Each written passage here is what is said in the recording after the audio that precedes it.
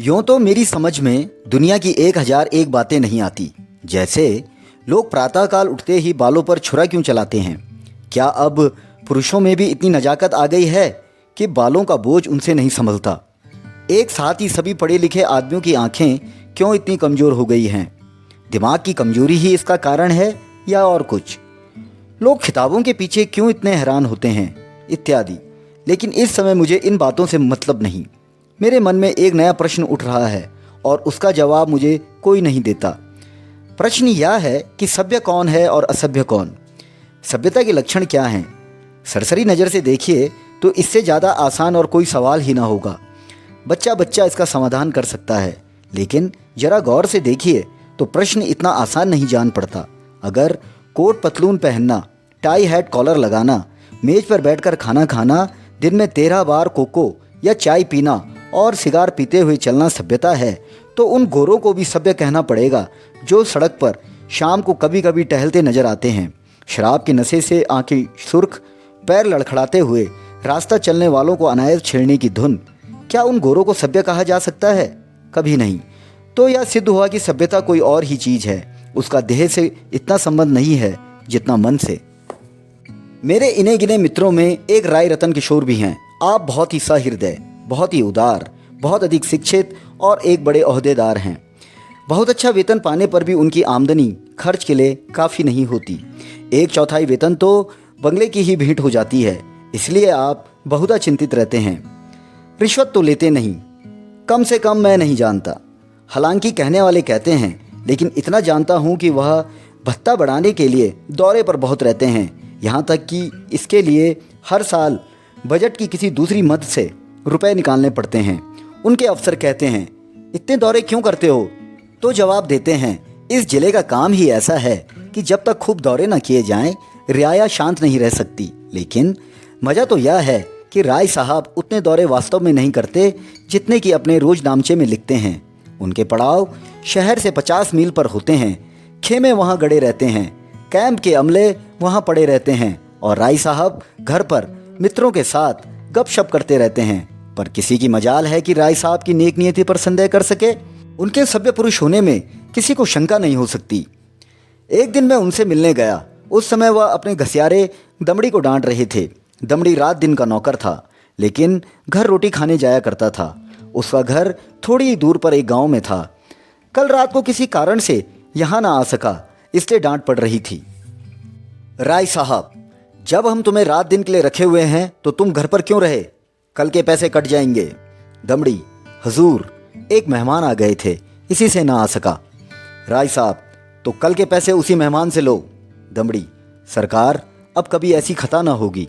राय साहब, बकबक मत करो। दमड़ी, हुजूर। राय साहब, 2 रुपए जुर्माना।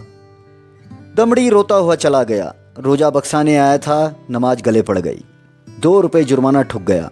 खता यही थी कि बेचारा कसूर माफ कराना चाहता था। यह एक रात को गैर हाजिर होने की सजा थी। बेचारा दिन भर का काम कर चुका था, रात को यहाँ सोया न था, उसका दंड। और घर बैठे भत्ते उड़ाने वालों को कोई नहीं पूछता, कोई दंड नहीं देता। दंड तो मिले और ऐसा मिले कि जिंदगी भर याद रहे, पर पकड़ना तो मुश्किल है। दमड़ी भी अगर होशियार होता तो जरा रात रहे आकर कोठरी में सो जाता, फिर किसे खबर होती कि वह रात को कहाँ रहा। पर गरीब इतना चंट न था। दमड़ी के पास कुल 6 बिस्वे जमीन थी, पर इतने ही प्राणियों का खर्च भी था। उसके 2 लड़के, 2 लड़कियां और स्त्री सब खेती में लगे रहते थे। फिर भी पेट की रोटियां नहीं मयस्सर होती थी। इतनी जमीन क्या सोना उगल देती? अगर सब के सब घर से निकल मजदूरी करने लगते तो आराम से रह सकते थे। लेकिन मौरूसी किसान मजदूर कहलाने का अपमान न सह सकता था। इस बदनामी से बचने के लिए 2 बैल बांध रखे थे। उसके वेतन का बड़ा भाग बैलों के दाने चारे में ही उड़ जाता था। ये सारी तकलीफें मंजूर थी, पर खेती छोड़कर मजदूर बन जाना मंजूर न था। किसान की जो प्रतिष्ठा है वह कहीं मजदूर की हो सकती है, चाहे वह रुपया रोज ही क्यों न कमाए। किसानी के साथ मजदूरी करना इतने अपमान की बात नहीं। द्वार पर बंधे हुए बैल उसकी मान रक्षा किया करते हैं, पर बैलों को बेचकर फिर कहाँ मुंह दिखलाने की जगह रह सकती है।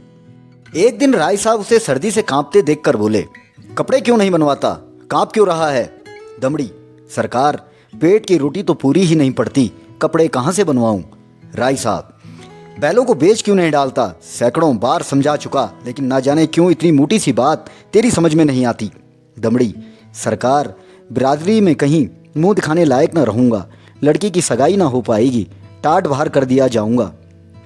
राय साहब, इन्हीं हिमाकतों से तुम लोगों की यह दुर्गति हो रही है। ऐसे आदमियों पर दया करना भी पाप है। क्यों मुंशी जी, इस पागलपन का भी कोई इलाज है? जाड़ों मर रहे हैं, पर दरवाजे पर बैल जरूर बांधेंगे। मैंने कहा, जनाब, यह तो अपनी अपनी समझ है। राय साहब, ऐसी समझ को दूर से सलाम कीजिए। मेरे यहाँ कई पुश्तों से जन्माष्टमी का उत्सव मनाया जाता था। कई हजार रुपयों पर पानी फिर जाता था। गाना होता था, दावतें होती थी, रिश्तेदारों को न्योते दिए जाते थे, गरीबों को कपड़े बांटे जाते थे। वारिद साहब के बाद पहले ही साल मैंने उत्सव बंद कर दिया। फायदा क्या? मुफ्त में 4-5 हजार की चपत पड़ती थी। सारे कस्बे में बवेला मचा, आवाजें कसी गई। किसी ने नास्तिक कहा, किसी ने ईसाई बनाया, लेकिन यहाँ इन बातों की क्या परवाह। आखिर थोड़े ही दिनों में सारा कोलाहल शांत हो गया। अजी, बड़ी दिल लगी थी। कस्बे में किसी के यहाँ शादी हो, लकड़ी मुझसे ले। पुश्तों से रस्म चली आती थी। वालिद तो दूसरों से दरख्त मोल लेकर इस रस्म को निभाते थे। थी हिमाकत या नहीं? मैंने फौरन लकड़ी देना बंद कर दिया। इस पर भी लोग बहुत रोए धोए, लेकिन दूसरों का रोना धोना सुनूं या अपना फायदा देखूं। लकड़ी से ही कम से कम 500 रुपये सालाना की बचत हो गई। अब कोई भूलकर भी इन चीज़ों के लिए दिक करने नहीं आता। मेरे दिल में फिर सवाल पैदा हुआ, दोनों में कौन सभ्य है? कुल प्रतिष्ठा पर प्राण देने वाला मूर्ख दमड़ी, या धन पर कुल मर्यादा को बलि देने वाले राय रतन किशोर? राय साहब के इजलास में एक बड़े मार्के का मुकदमा पेश था। शहर का एक रईस खून के मामले में फंस गया था। उसकी जमानत के लिए राय साहब की खुशामदें होने लगी। इज्जत की बात थी। रईस साहब का हुक्म था कि चाहे रियासत बिक जाए, पर इस मुकदमे से बेदाग निकल जाऊं। डालियां लगाई गई, सिफारिशें पहुंचाई गई, पर राय साहब पर कोई असर ना हुआ। रईस के आदमियों को प्रत्यक्ष रूप से रिश्वत की चर्चा करने की हिम्मत न पड़ती थी। आखिर जब कोई बस न चला, तो रईस की स्त्री ने राय साहब की स्त्री से मिलकर सौदा पटाने की ठानी। रात के 10 बजे थे। दोनों महिलाओं में बातें होने लगी। 20,000 की बातचीत थी। राय साहब की पत्नी तो इतनी खुश हुई कि उसी वक्त राय साहब के पास दौड़ी हुई आई और कहने लगी, ले लो ले लो, तुम ना लोगे तो मैं ले लूंगी। राय साहब ने कहा, इतनी बेसब्र ना हो, वह तुम्हें अपने दिल में क्या समझेंगी? कुछ अपनी इज्जत का भी ख्याल है या नहीं? माना कि रकम बड़ी है और इससे मैं एक बारगी तुम्हारे आए दिन की फरमाइशों से मुक्त हो जाऊंगा, लेकिन एक सिविलियन की इज्जत भी तो कोई मामूली चीज नहीं है। तुम्हें पहले बिगड़ कर कहना चाहिए था कि मुझसे ऐसी बेहूदी बातचीत करनी हो तो यहाँ से चली जाओ। मैं अपने कानों से नहीं सुनना चाहती। स्त्री, यह तो मैंने पहले ही किया। बिगड़ कर खूब खरी खोटी सुनाई, क्या इतना भी नहीं जानती? बेचारी मेरे पैरों पर सर रखकर रोने लगी। राय साहब, यह कहा था कि राय साहब से कहूंगी तो मुझे कच्चा ही चबा जाएंगे। यह कहते हुए राय साहब ने गदगद होकर पत्नी को गले लगा लिया। स्त्री, अजी, मैं न जाने ऐसी कितनी ही बातें कह चुकी, लेकिन किसी तरह टाले नहीं टलती। रो रो कर जान दे रही है। राय साहब, उससे वादा तो नहीं कर लिया? स्त्री, वादा? मैं तो रुपए लेकर संदूक में रखाई, नोट थे। राय साहब, कितनी जबरदस्त अहमक हो, ना मालूम ईश्वर तुम्हें कभी समझ भी देगा या नहीं। स्त्री, अब क्या देगा? देना होता तो दे न दी होती। राय साहब, हाँ, मालूम तो ऐसा ही होता है। मुझसे कहा तक नहीं और रुपए लेकर संदूक में दाखिल कर लिए। अगर किसी तरह बात खुल जाए तो कहीं का ना रहूं। स्त्री, तो भाई सोच लो, अगर कुछ गड़बड़ हो तो मैं जाकर रुपए लौटा दूं। राय साहब, फिर वही हिमाकत। अरे, अब तो जो कुछ होना था हो चुका। ईश्वर पर भरोसा करके जमानत देनी पड़ेगी, लेकिन तुम्हारी हिमाकत में शक नहीं। जानती हो, यह सांप के मुंह में उंगली डालना है। यह भी जानती हो कि मुझे ऐसी बातों से कितनी नफरत है, फिर भी बेसब्र हो जाती हो। अब की बार तुम्हारी हिमाकत से मेरा व्रत टूट रहा है। मैंने दिल में ठान लिया था कि अब इस मामले में हाथ न डालूंगा, लेकिन तुम्हारी हिमाकत के मारे जब मेरी कुछ चलने भी पाए। स्त्री, मैं जाकर लौटाए देती हूँ राय साहब, और मैं जाकर जहर खाए लेता हूँ। इधर तो स्त्री पुरुष में यह अभिनय हो रहा था, उधर दमड़ी उसी वक्त अपने गांव के मुखिया के खेत से ज्वार काट रहा था। आज वह रात भर की छुट्टी लेकर घर गया था। बैलों के लिए चारे का एक तिनका भी नहीं था। अभी वेतन मिलने में कई दिन की देर थी, मोल ले ना सकता था। घर वालों ने दिन को कुछ घास छील कर खिलाई तो थी, लेकिन ऊंट के मुंह में जीरा, उतनी घास से क्या हो सकता था? दोनों बैल भूखे खड़े थे। दमड़ी को देखते ही दोनों पूंछें खड़ी करके हुंकारने लगे। जब वह पास गया तो दोनों उसकी हथेलियां चाटने लगे। बेचारा दमड़ी मन महसूस कर रह गया। सोचा इस वक्त तो कुछ हो नहीं सकता, सवेरे किसी से कुछ उधार लेकर चारा लाऊंगा। लेकिन जब 11 बजे रात उसकी आंखें खुली तो देखा कि दोनों बैल अभी तक नांद पर खड़े हैं। चांदनी रात थी। दमड़ी को जान पड़ा कि दोनों उसकी ओर उपेक्षा और याचना की दृष्टि से देख रहे हैं। उनकी क्षुधा वेदना देखकर उसकी आंखें सजल हो आई। किसान को अपने बैल अपने लड़कों की तरह प्यारे होते हैं। वह उन्हें पशु नहीं, अपना मित्र और सहायक समझता। बैलों को भूखे खड़े देखकर नींद आंखों से भाग गई। कुछ सोचता हुआ उठा, हंसिया निकाली और चारे की फिक्र में चला। गांव के बाहर बाजरे और ज्वार के खेत खड़े थे। दमड़ी के हाथ कांपने लगे, लेकिन बैलों की याद ने उसे उत्तेजित कर दिया।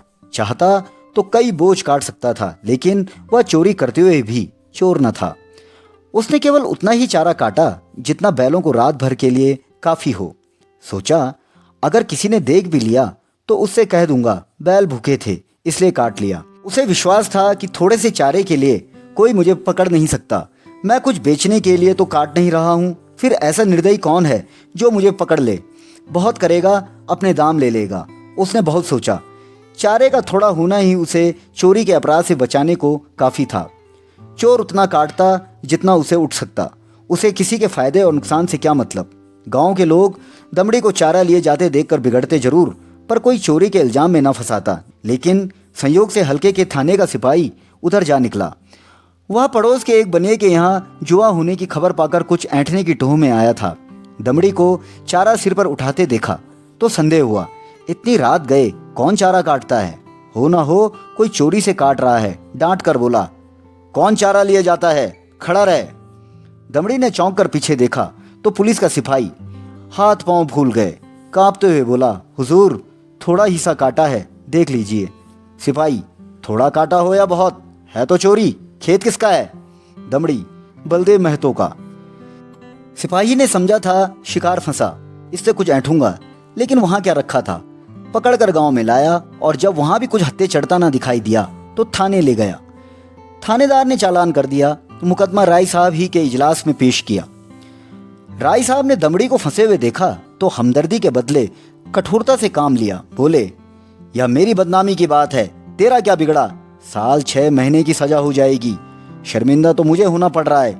लोग यही तो कहते होंगे कि राय साहब के आदमी ऐसे बदमाश और चोर हैं। तू मेरा नौकर ना होता तो मैं हल्की सजा देता, लेकिन तू मेरा नौकर है, इसलिए कड़ी से कड़ी सजा दूंगा।